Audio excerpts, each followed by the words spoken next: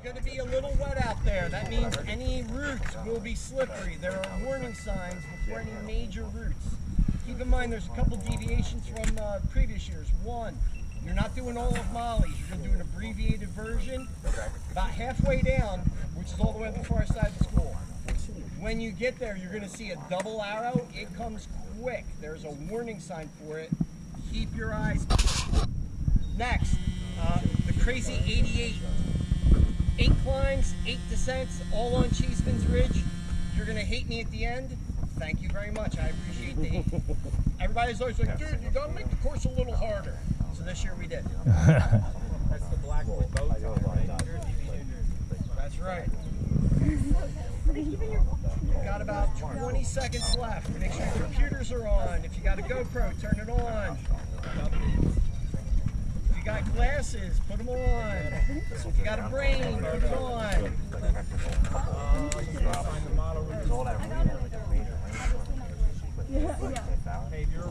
3, 2, 1, go! Endurance! All endurance!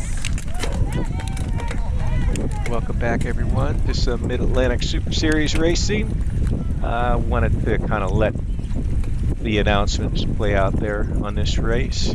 We're in Blackwood, New Jersey for race number 5 of the series, the Challenger.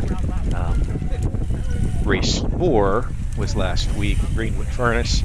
Was unable to make that, so if you're wondering why the numbers of the series races skip a race, that's why. So I started out pretty easy. I wasn't even sure I was going to race this day. I had some problems with my back for about the week and a half prior to this race, and the grass is decided to come and do this race because Challenger had that comment about the wet grass. It was kind of chilly, the water spraying up, but I decided to race the Challenger because it's usually a pretty forgiving course. You got to keep up cadence and speed, but nothing overly technical that really makes you put down high power. So I decided to do it. So when the race administrator there, George, the announcer, was talking about his new crazy 88s he added, the 8 climbs, 8 descents, to make it harder. That's kind of why I laughed, because figured this course might be a little bit harder than what I was expecting, and wasn't sure how the back was going to respond. So started out easy like that, just to see how my back would do. Try to slowly ramp up to it and go from there. So we'll let this roll a bit once we get into the woods here, and add some comments as it goes along.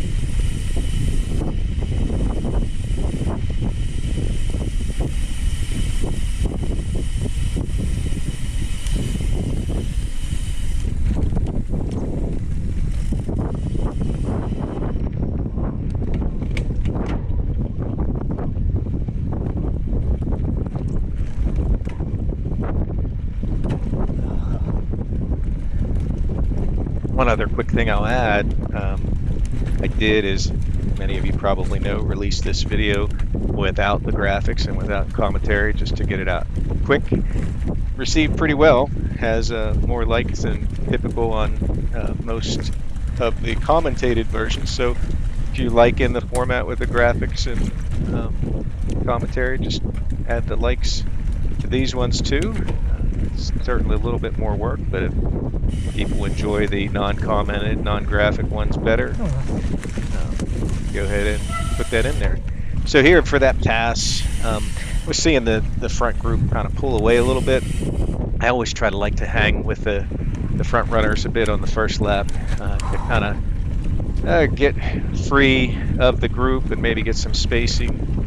Most of that front group is probably the Endurance Opens riders, but they're likely the leaders of the 45 plus up there too. So always like to get up there and just see if I can maybe grab onto the tail of that group and stick with them a bit.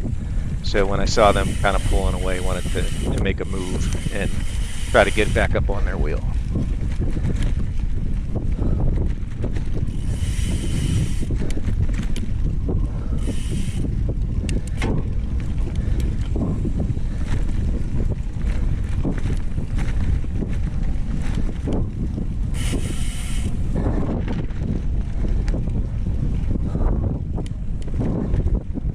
as always, take the moment, go ahead, put that like up there like I was talking about. If you like this format, share this out to others so we can get some more views in general. Add a comment if you have any comments on graphics themselves or format or other things about the race. Let me know. I'll see if we can get some discussion going. And of course, subscribe. You'll get these as they continue on. There's about 2 more races left in the series this year. Hope to compete in both, and I may do a few others just to tune up, or if I have any other interesting rides that I do, I'll throw a video out there like I did for the Swatara all rights and Swatara all lefts. If you never rode out at Swatara, check out those videos. It'll give you a good view of the course and idea of what you're getting into if you go ride there. Thanks for your support.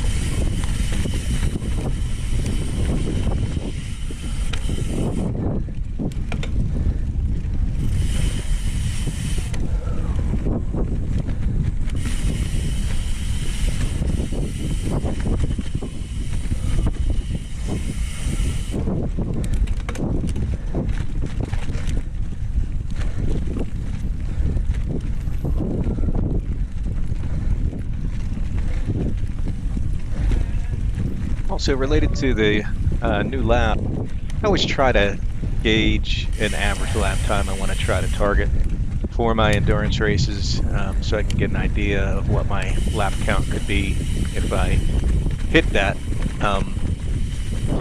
But with this course, I didn't really have a good idea. I was going to target around like 34, 35-minute laps on the old course, but in warming up with a guy who was racing there, he mentioned he had rid here before. He kind of had an idea, and he's like, you might want to be closer to 40. So in my mind, I was going to try to target 38 minutes to 40 minutes, see how the laps would go, and go for that, and see how it works out. That curb there, I had some technical brain lock. I couldn't get myself to try bunny hops and stuff. I was worried about the back. Didn't want to do anything that might twist me up. So pretty much step up them, I think, almost every lap. I might get a bunny hop or two later in the race. But was still just trying to ride fast, but ride in a conservative manner so I could protect the back. It wasn't bothering me in the seated position, but if I would twist certain ways or do anything with too much power, I would feel some pretty painful tweaks back there. So trying to just warm everything up, see how we go.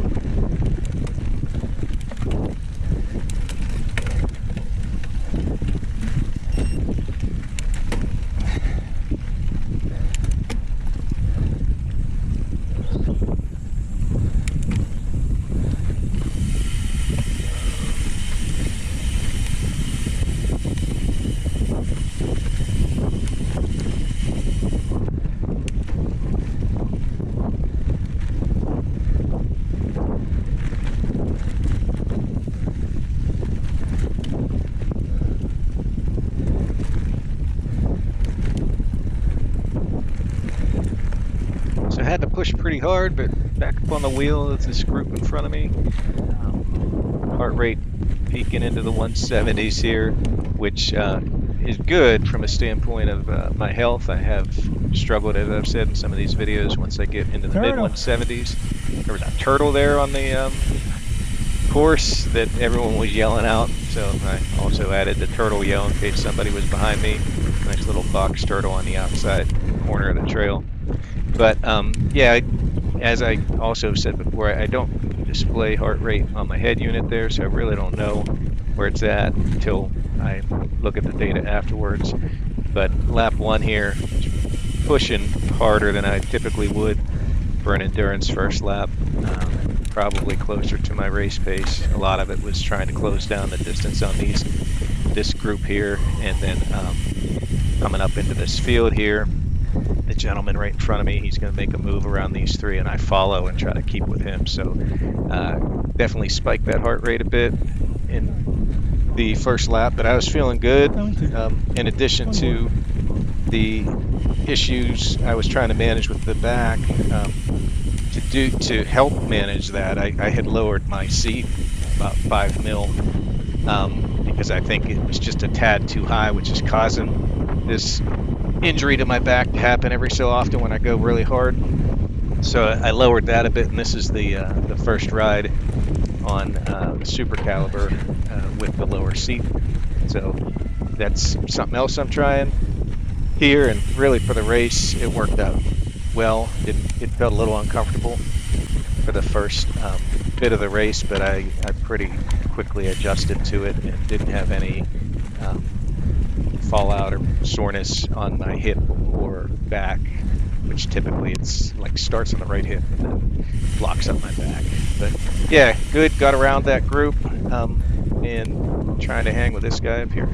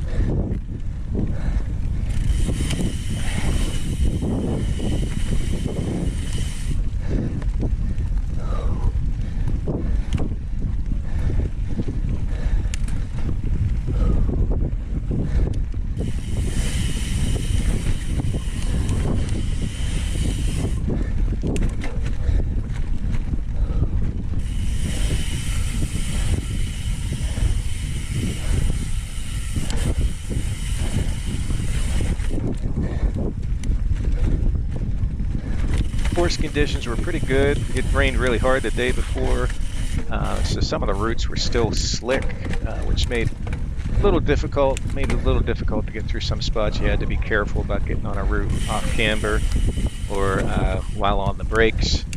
But the heavy rain really did help tamp down and pack down the sandy soil that's on the Challenger course here in New Jersey. So that kind of helped a little bit with some general grip within the dirt, and you didn't have some of the sand dune effect that you'll get in some of the turns as it piles up. So from that standpoint, course was in really good shape and rode pretty strong. Also appreciate at the Challenger, they do a good job of marking with their caution signs on stuff that's a little challenging to handle, so you can kind of get a heads up. For the most part on this course, it's pretty much kind of course where you can go and not worry too much about anything so technical that it's going to cause you to crash if you're going too fast. But the one thing with today's course that was different was the climbs that he added in, many were quite steep. So getting yourself into the appropriate gear to handle those climbs was probably the biggest challenge, along with the climbs themselves. As the course was going on for the first couple laps, I wasn't enjoying it much. I didn't think that I'd be able to handle 4 full hours and 5, 6, 7 laps of those climbs. But as got later in the race, surprisingly, I was enjoying the course a bit more. It was physically demanding. You had to be on your game to make those climbs, and I liked it better than the old Challenger courses where it's more of just a pedal fest the whole time. I think you could probably take away a couple of them climbs and still get the same effect, but it was, I liked the fact that there were sections like that where if you're climbing well, you could make up some time on people, where on the traditional Challenger course, it's really hard to do to close distance on anybody when everyone's going fast everywhere. This one gave you a couple different places where you could show some strengths.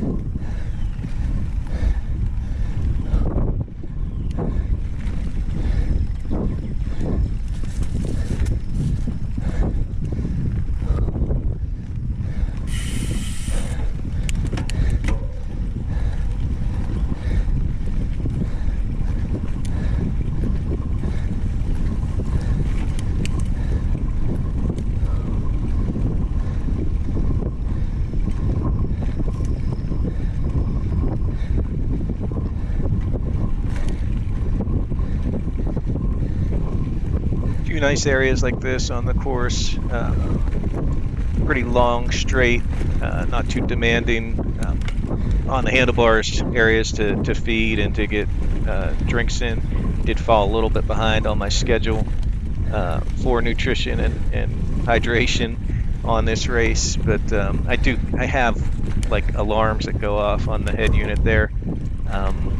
Kind of just use them more as a reminder that if I haven't had a drink or an energy gel in a bit to take one. I don't really adhere to it all that strictly, but some of these, there's at least 2 or 3 straightaways like this that were really good spots to get that stuff in.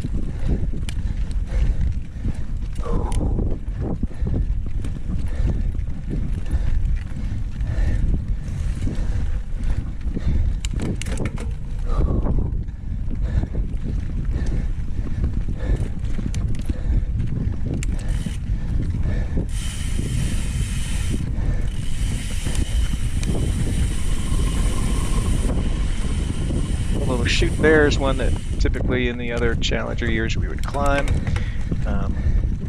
Taking the course a little tentative this first lap to see what was next. So as that race goes on, that was one that I was taking all the speed into that turn without tapping the brakes much, because I could see that it could handle that. Early laps I was braking a little bit until I got used to that turn. But it was kind of a cool course they put together. A lot of the sections were once ridden before, but maybe in opposite direction, or cutting it short to catch some of his crazy 88 climbs. So fun day, nice course.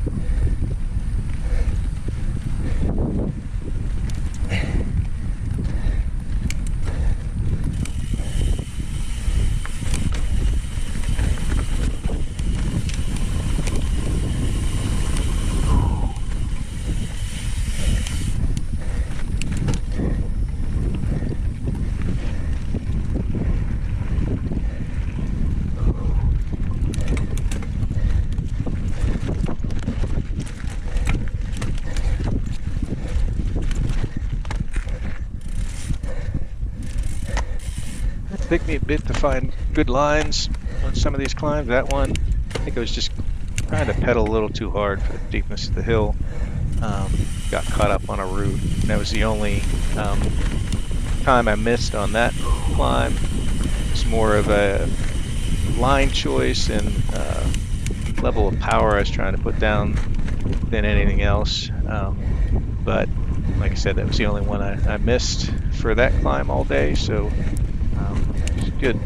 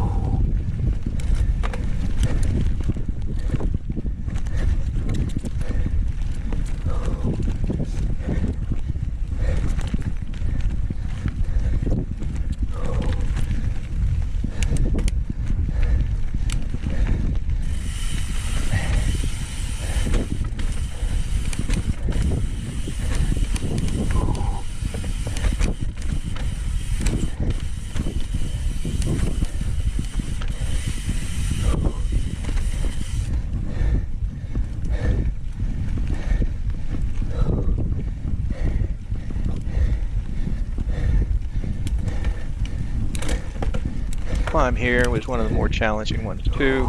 Kind of gassed from the climb you just did, and this one was pretty steep. Looked like it was loose mud, but it would grip, but you had to really bear down and keep your cadence up to get down that one, or up that one smoothly. That one I did, I was able to clean 7 laps of the race, so it was good.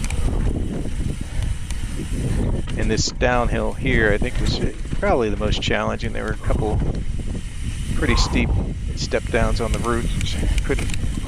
At least I couldn't find a good method on which one or ones to jump, so I just stepped down them all. And pretty steep drop-offs on each. This next climb coming up, for me, this was the hardest one of the day. Kind of starts out somewhat mild, and then when you get into this chute with the peanut butter style mud, there's a couple step ups and it's very steep. You got to really stay up on it. This one on lap 6 and 7, I didn't quite make it to the top.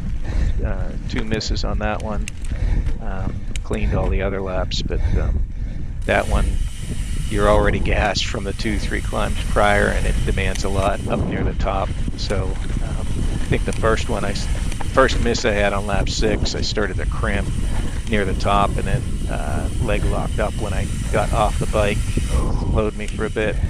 And lap 7, I didn't necessarily cramp, I didn't have the power put down to get over the last couple obstacles at the top. So definitely the attic climbs did add a lot of interest and challenge to the course, as the guy at the start line said, and definitely keeps you on your game.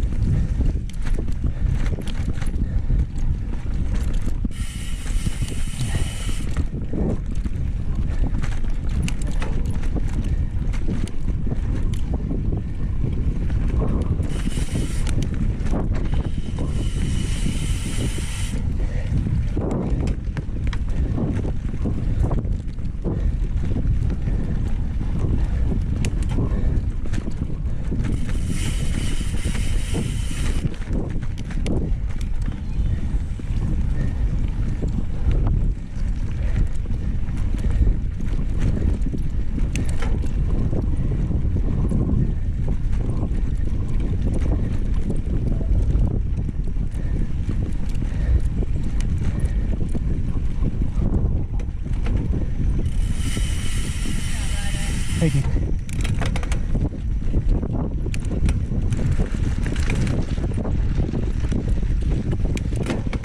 Little mound there was one that you could attack with speed, wasn't too bad, but that became more and more difficult as the laps went on. I think after lap 3 or 4, I started laying up for it more, treating it like a climb. Was always nice to come out of the woods there, see the white tape, knew that you were finishing up your lap and just about done. On the track here was always a good place to kind of get in some fluid, any energy, and just take your time around. My pit is right there on the left, so I set it in between the two areas for benches on the field in the middle, so I could easily recognize it and not miss. Worked out well. This was a good run, and I felt pretty strong about the first lap and was gonna take lap 2, step back the pace a little bit and start finding and picking those efficient lines so that I could maintain speed at as low an effort as possible.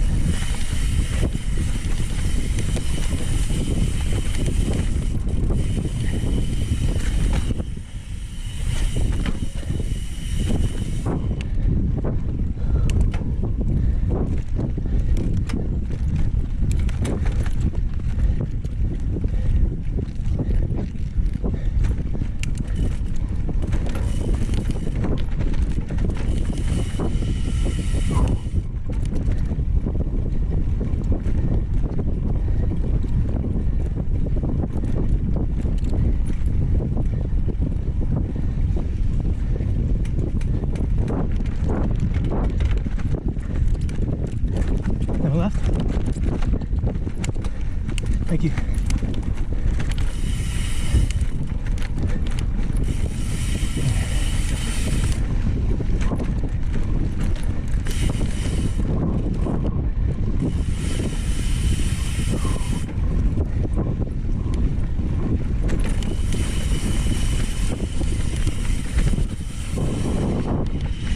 It was a fun day out on the course. There's a lot of passing back and forth with some people, either in other classes or in my own. So a lot of times once you get into this no man's land of the race, you kind of just be solo for a while. But had Oh, you're right there. some interactions with rider that I just passed. He came up on my wheel there and checked back, asking if he needed a round, and he kind of shook it off.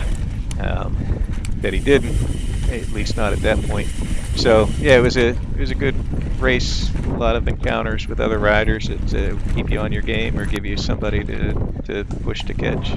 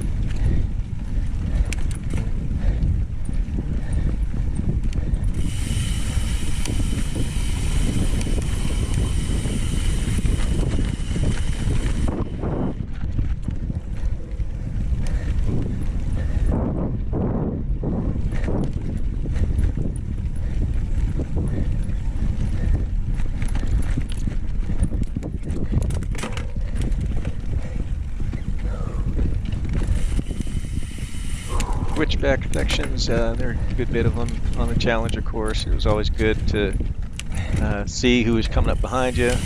Notice there another guy from the class that I hadn't seen yet was catching. So kind of still early enough in the race that I didn't want to fight too hard to hold people off. Figured I'd keep my pace, and when and if he wanted around, he'd call. He ends up riding with me for a good bit here, and I let him pass a little ways up to the trail here when I make a mistake that we'll comment on when we get there.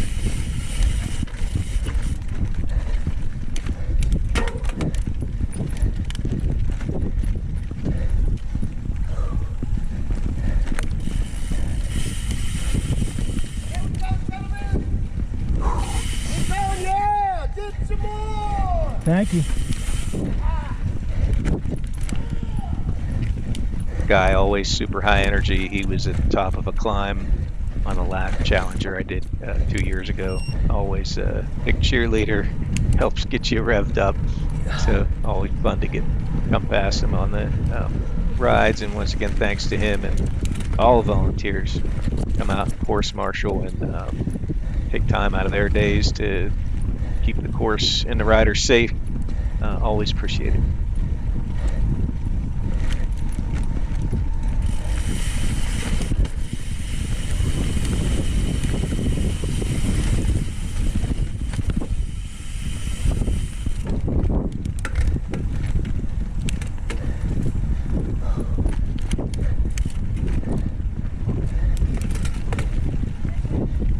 Yep. Thank you, got it. Have a good ride. So that pass, I'm assuming, was one of the Cat 1 females. They start 15 minutes after us. May not have been. Hard to say. She may have been an endurance rider too that started with us. Probably too early in the lap for me to be catching a group that probably started maybe 20 minutes after us, but hard to say. But it's always, like I was saying earlier, it's good to see others on the trail, even if it's slower traffic, because it just gives you that motivation to keep the pace going.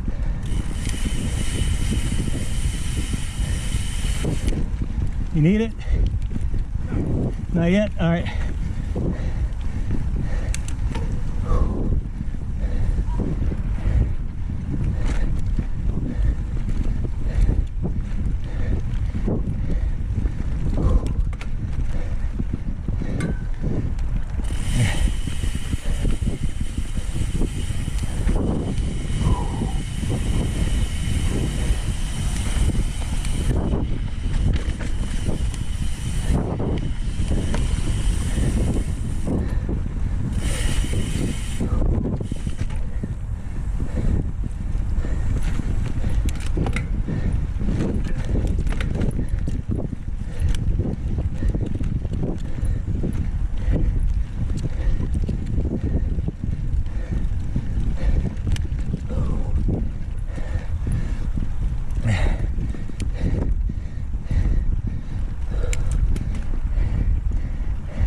Of those wooden ramps in different sections on the course. I avoided them all the time.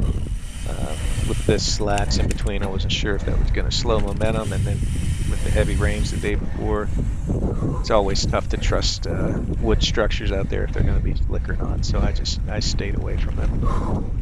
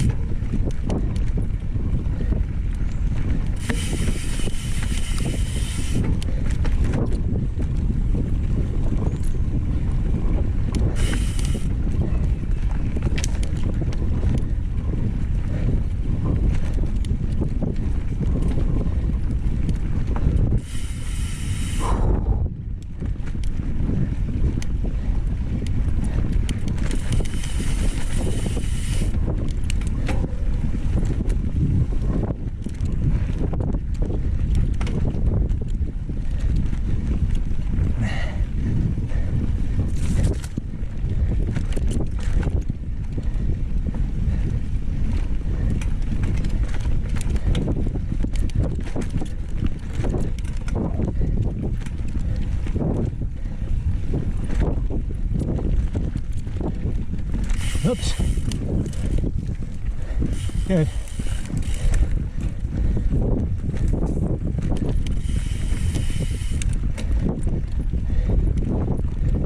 I figured that one would get me at least once this race. Yeah, you get in the habit of just looking down, you know. So yeah, that for whatever reason the way that turn was marked made me think twice on lap 1, and it got me there on lap 2. Probably if I would have pedaled through, I could have kept the guy behind me, but I was pretty sure he was just pacing me and at a relaxed pace, because he did catch me pretty easy. He does pull away here and gap and drop me, so that kind of supports that conclusion at the time. That was probably like the only real riding mistake I made, other than that first lap biff on the one climb where I hit a bad line. Everywhere else or any other times I had to dab were just exhaustion or cramping on hills. So rode really clean race, very happy with how I performed from just pacing standpoint, and not making too many bad mistakes, just those two, which really weren't very costly at all.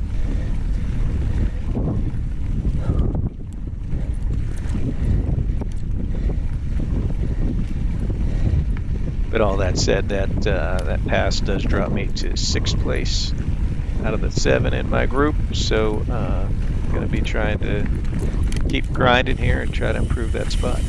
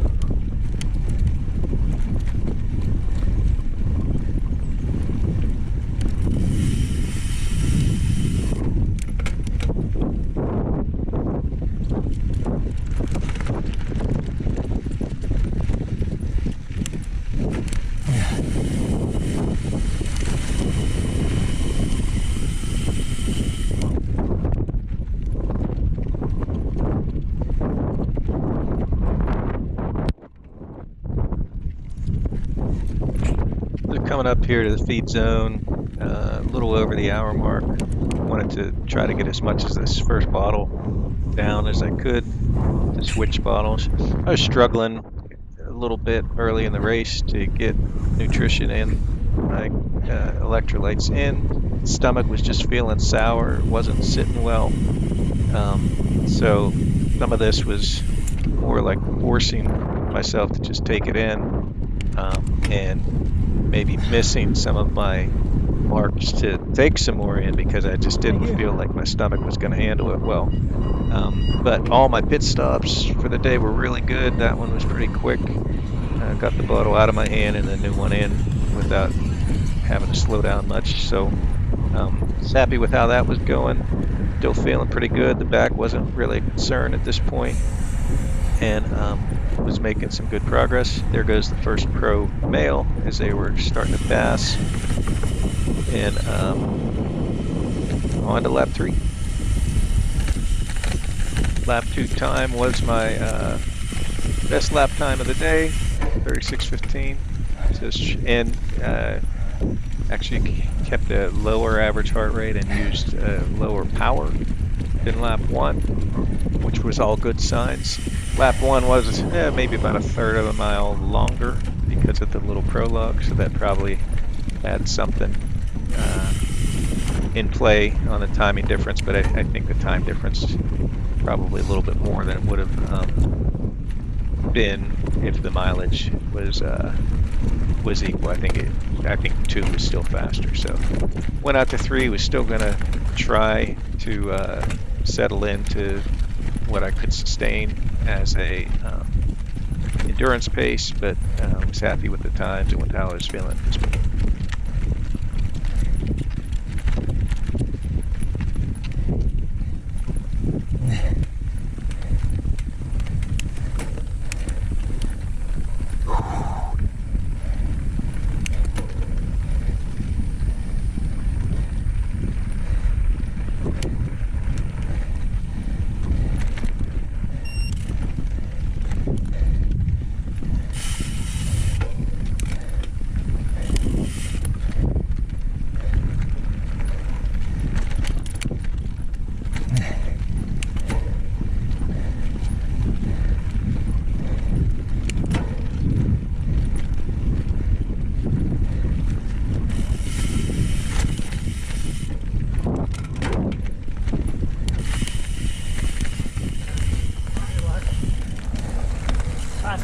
Yep, go get it, guys.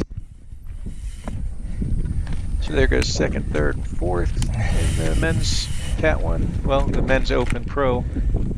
So those guys were coming along. I usually have them catch me about halfway through the second lap.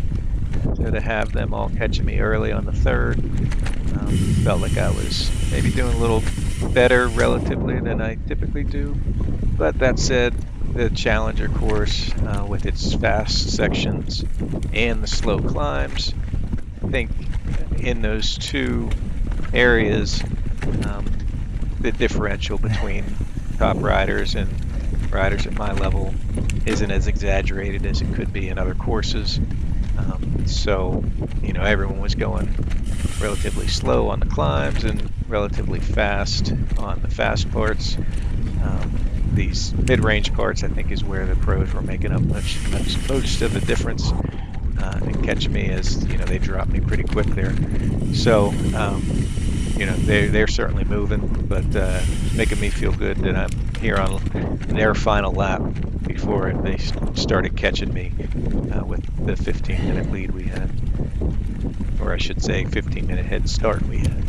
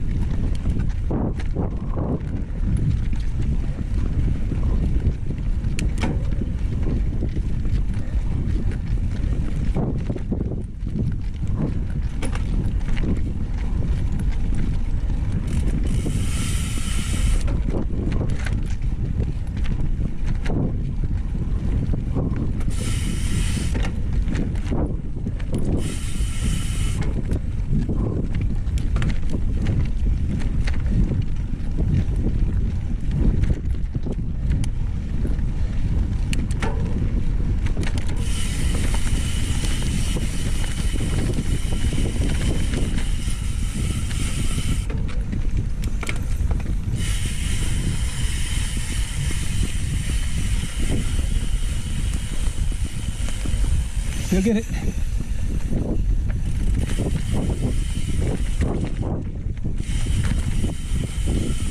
Having the faster groups catch you is a little bit of a distraction. You always gotta keep your eyes back and ears open to hear them coming.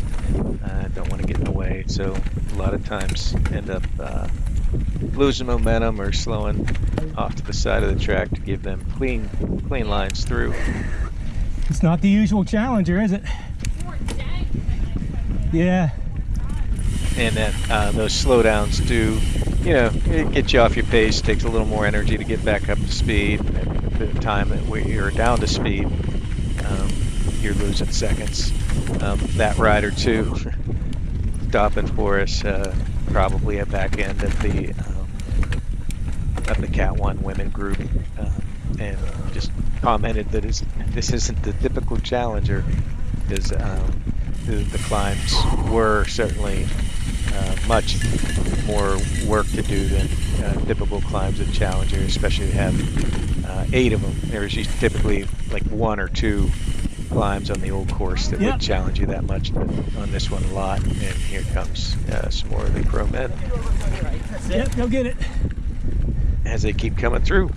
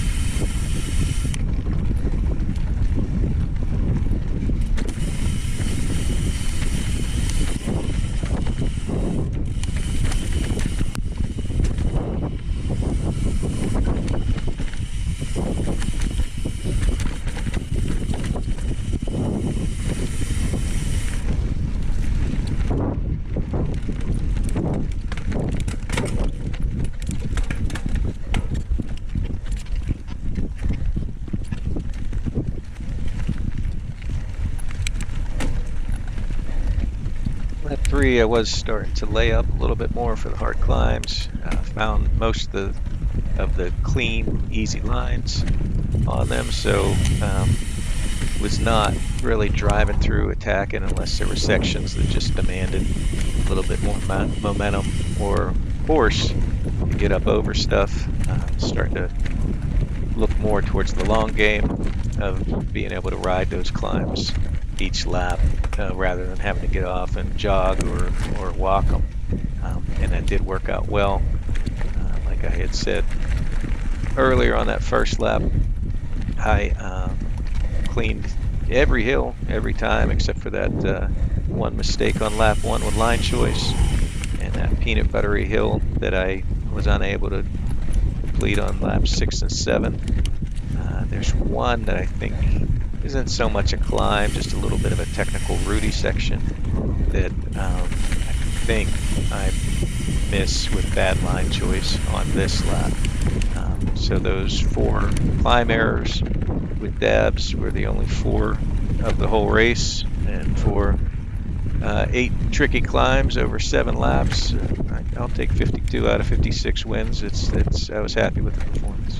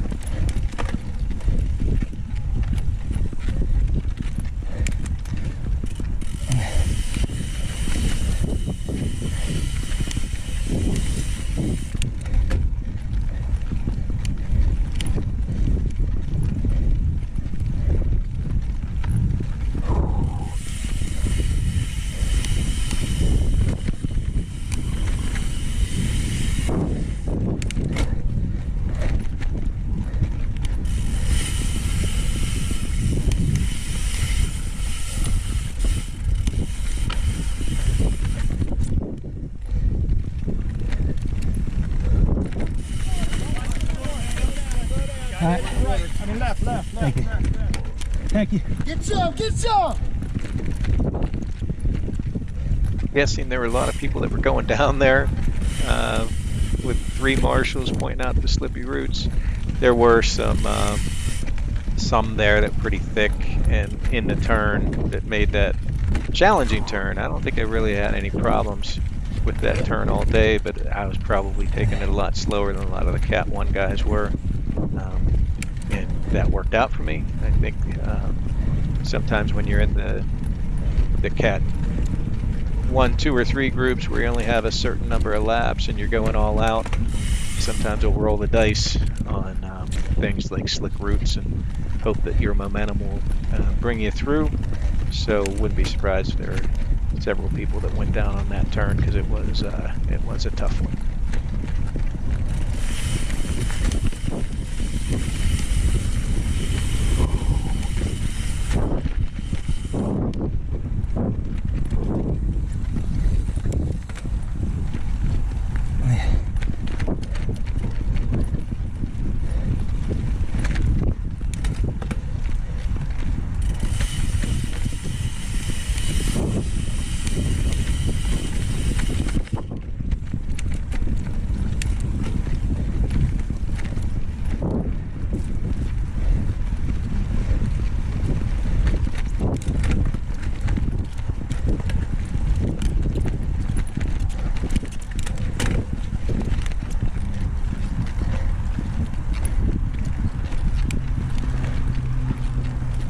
Yep.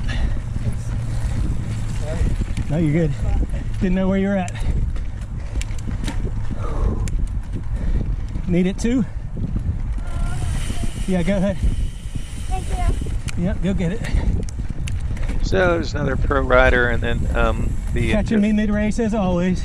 and then the endurance women's leader, Sophie, who usually she'll catch me about this point of the race, and that'll be the end of it. But as the race went on, her and I switched positions back and forth a couple times. I did end up coming out in front on lap 7, which I was thinking about not doing because I come through start finish about 3 hours 52 minutes and was pretty beat up. I was going to wait and see if she was going to go and then just go and try to get in front of her, but decided I'd try for lap 7. And early on in the lap, on some of the switchbacks, I could see she was catching me. So it gave me the motivation to kind of empty the tank on whatever I had left to try to hold her off. And I believe I finished maybe 2 minutes in front of her when I was supposed to getting 7 laps. So little minor win there to move ahead of a good, strong rider that she is, and hold her off for the full 7 laps.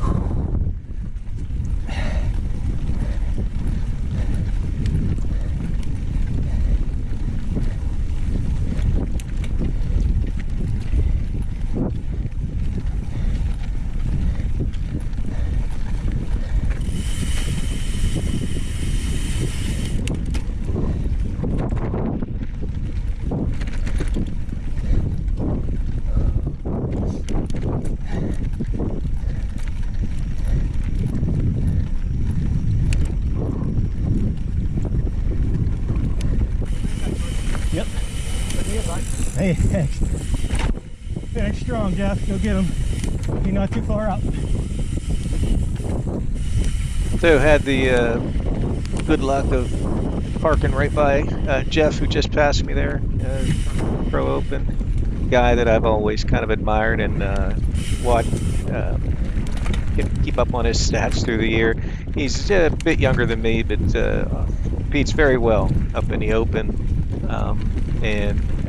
As the years have gone by, he's come from threatening podiums to more of a mid-pack guy that's still riding strong.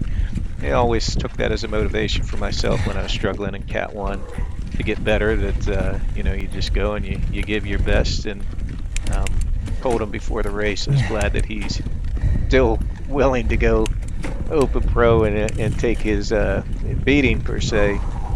Against all the young guys rather than coming down to age category and mopping up, which he would, because he's quite fast.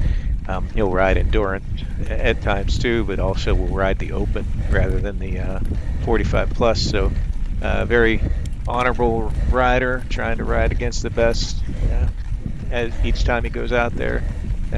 Nice guy, so it's cool meeting him, and nice that he gave me the call out as he passed today and held it. I told him before the race, I'm like, yeah, you usually catch me about halfway through the second. So here to be about halfway through the third lap. It's nice to hold him off a bit longer, but as I said earlier in the commentary, a lot of that's probably just because of the style of course that we had here. And the differential in speed across a whole lap not as significant as it can be in some of the other courses.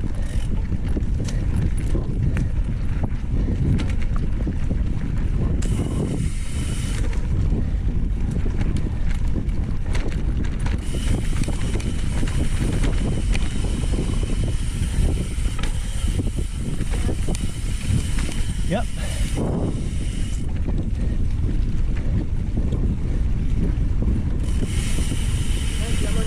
Go get it. Thank you. Yep. Nice save.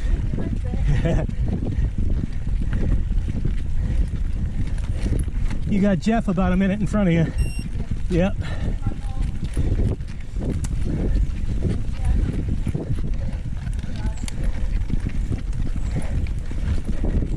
So offered some encouraging words too to the guy trying to track down Jeff.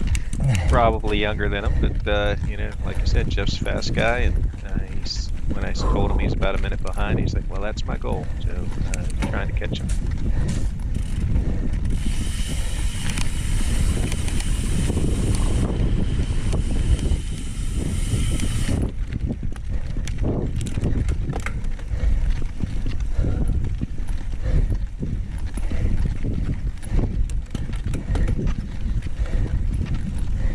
Also was trying the infamous battery pack again to try to get a full 4 hours. I'm not sure many people even watch the two that I get, but was trying and it failed again right around the 2 hour mark. So looking to some other solutions. I think what's happening is just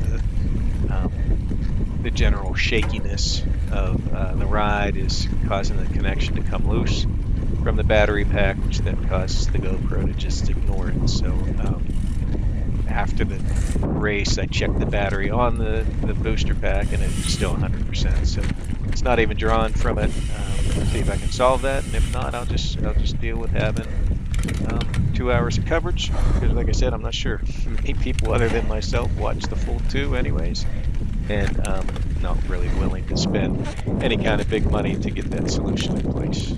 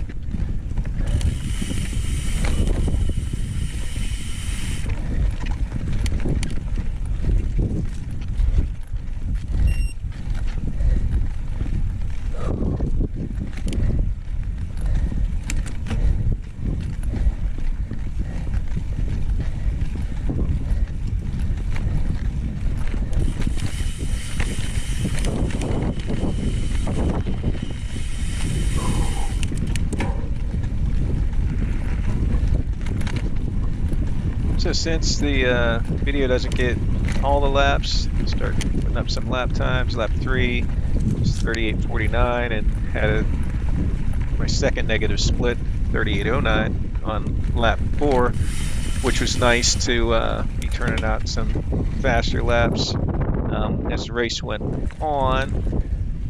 Then lap 5, 39:50, 6 at 41:19, and then my third negative split, my final lap, 40:23, was better than that sixth lap. So maintained fourth place and did have the moral victory of holding off that women's endurance open leader. So successful race. There's still some good footage up here. I think I do make a pass, so don't go away just yet.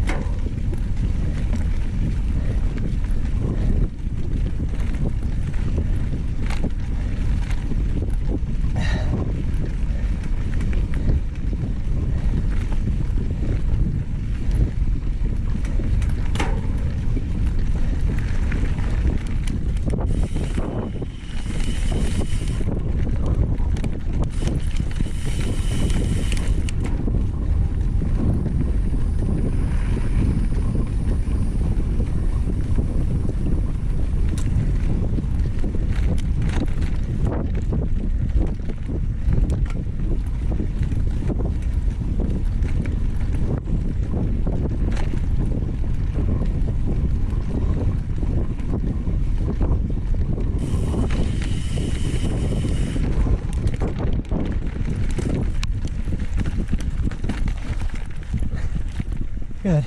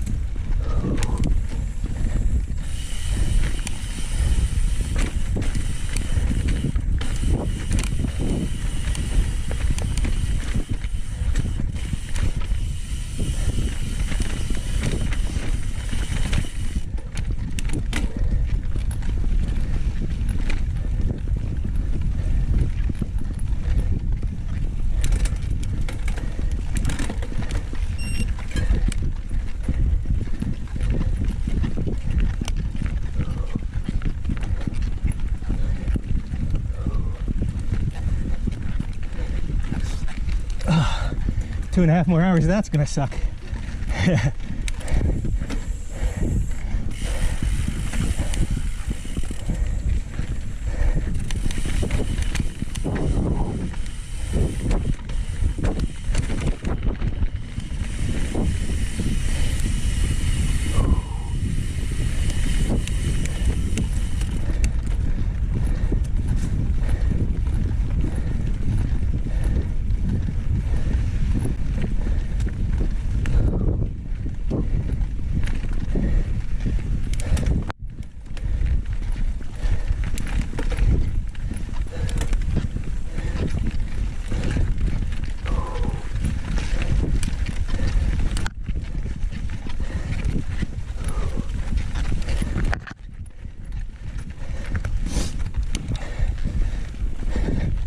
was holding up a little bit on those earlier climbs. I think my low first gears just geared a little higher than hers, so was finding I was having to pedal much lower cadence and more power than I really wanted on those climbs. So gave her some space on those so I could more freely climb at the speed I wanted to without running up on her rear wheel. But I think it was one of those things that when I first caught up with her, she probably just fell off her pace a little bit, like we all do when you're out there in no man's land and someone comes and wakes you up, gets you rolling again. So was riding strong all day and still tracking her down.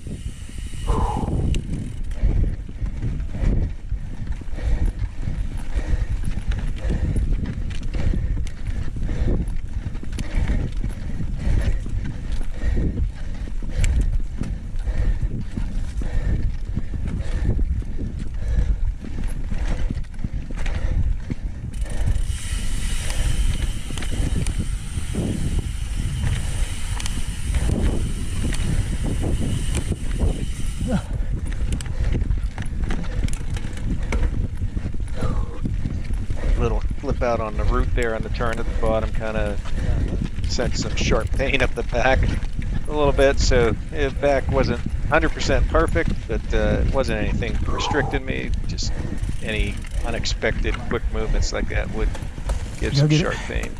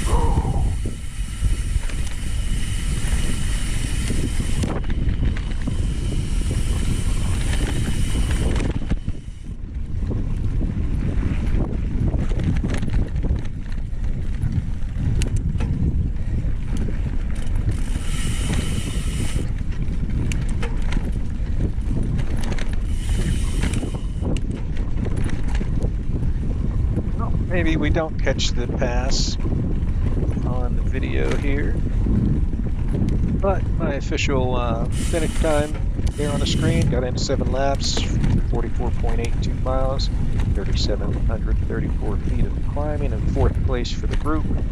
A couple of the competitors in my group finished less than 7. I was in 4th place, the last person in the group to get 7 laps. Everyone had less. So I think one got 6 within the 4 hours, and some of the others were probably running around times that I had, but had to quit either for physical or mechanical reasons. Not sure, but they didn't get all the laps in. And I don't think, I think one of those final 2 did not make the full 4-hour mark. But hope you enjoyed the race. I enjoyed sharing it with you. Fun time, and we'll see you next time. Hopefully Firecracker. I'll be at that race and taking coverage.